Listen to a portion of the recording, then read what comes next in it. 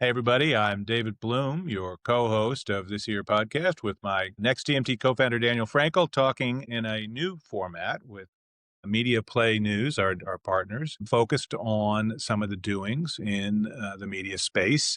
Today's conversation is focused on some surprising news out of the Motion Picture Academy, which hands out the Oscars. They have agreed with YouTube and YouTube TV, Alphabet's little video operation that's probably worth 31 billion, 36, I think it's 36 billion in advertising a year. They have agreed to carry the Oscar telecast and other year-round programming from the Motion Picture Academy beginning in 2029. And this is a big shift. It has been on ABC and for most of recent years, and now it will be on streaming and on YouTube TV, which has not spent a lot of money on original rights. So that is also a very interesting deal. What's your think on all of this, Daniel? Well, it's YouTube and YouTube TV, correct? Yes. Well, I mean, initially I think YouTube has made, as we've covered extensively, a lot of strides in terms of the living room. That's where most of it's consumed now.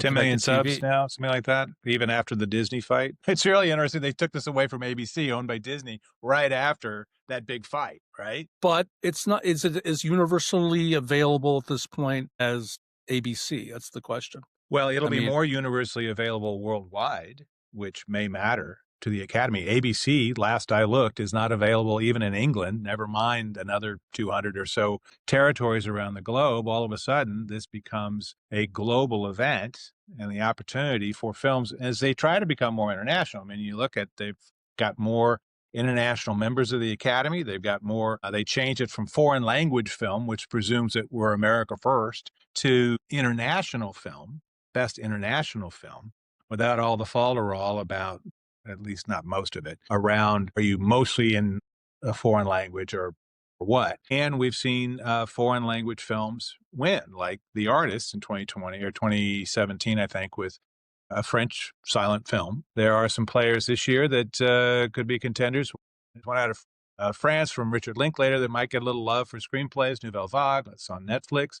There's another one down in Brazil getting a lot of attention in best pictures of the year lists and stuff like that. And I think that might get some Alphabet is revealing how much it's paying for this. It's not, right? There's no monetary figure attached to this. Oddly enough, as in so much of Hollywood, no numbers were announced. But you know No, what? it's interesting. It's not the Super Bowl still, but at one point it was bigger than the Super Bowl. 40 years ago. That was certainly better looking than the Super Bowl. Yeah. But yeah, you're absolutely right, though. You're right. 40 years ago, the Super Bowl wasn't that big. Wasn't that super, right? And it's not going to be in broadcast in the United States anymore. It's leaving ABC and going to streaming. No longer on broadcast. Exclusively. That's a big deal. It is a little bit polarized in the age of Trump. It's a little bit smaller. It's eroded, but it's still a big audience. I think you told me that it was still around 20 million viewers for. Yeah, nearly 20 million last year. And that was slightly up post COVID from the 3 or 4 years before. I mean, 2020, it got out before the lockdown hit. 2021 was, I think, held in a train in Union Station downtown, which was a little bit different. And, they could have just backed up a truck and handed them out like Meals on Wheels or something, because it was about that glamorous, because you couldn't really do anything. So it's had to come back, but none of this stuff is getting the audiences it used to get. The award shows, not just the Oscars, but all the rest of them. The Golden Globes are around 9 million, I think. And that kicks off the whole thing. SAG is now Netflix, I believe. So that's not the SAG Awards, which have been renamed, a really long acronym that's painful. Well, that was the first that went all streaming. That was like 2 or 3 years ago.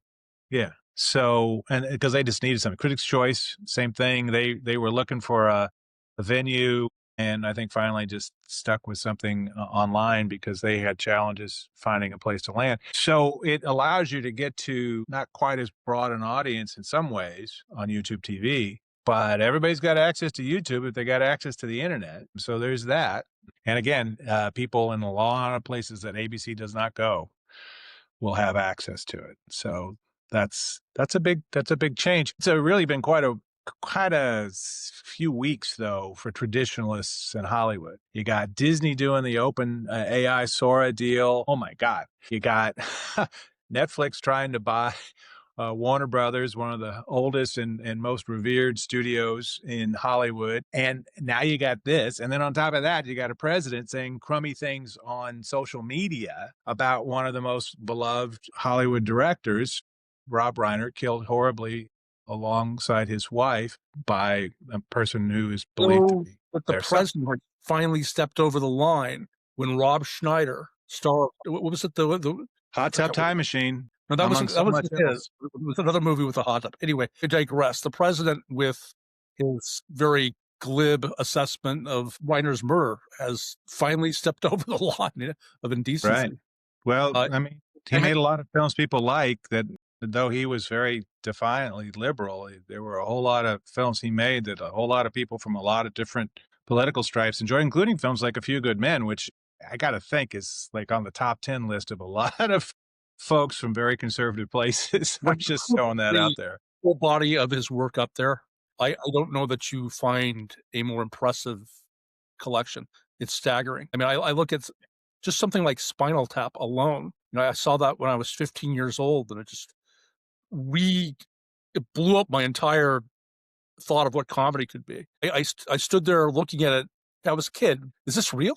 And then, you know, the idea of satire suddenly was taught to me. And I mean, the guy was a true genius, and he seemed like a kind man. The fact that this could happen to him, that you could lose a family member in this way and lose your life this way, him and his dear wife, was staggeringly sad. And it would have been great to have national leadership to sort of put it in context and make it palatable the next day, but we didn't get that. We got the opposite. I think a lot of We people. do not turn, I mean, Joe Biden was sort of good at that whole comforting people in pain and loss. That is not what you go to Daddy Don Trump for, because I don't think he got it much from his daddy, to be blunt about it. But we are going to continue to turn things up to 11. We will wrap this one up right here, though, and keep it nice and tight as we ponder what the Oscars will look like on YouTube in 3 short years. I suspect the 2026 one will be dominated by an in memoriam conversation about Rob Reiner's films and his work in the community and beyond. In the meantime, this is David Bloom with Next TMT and my partner, Daniel Frankel, here with you on behalf of Media Play News. We are delighted to be trying this new partnership out with them and look forward to more fun stuff. You can follow us on nexttmt.com and see this at Media Play News. This is David Bloom, over and out.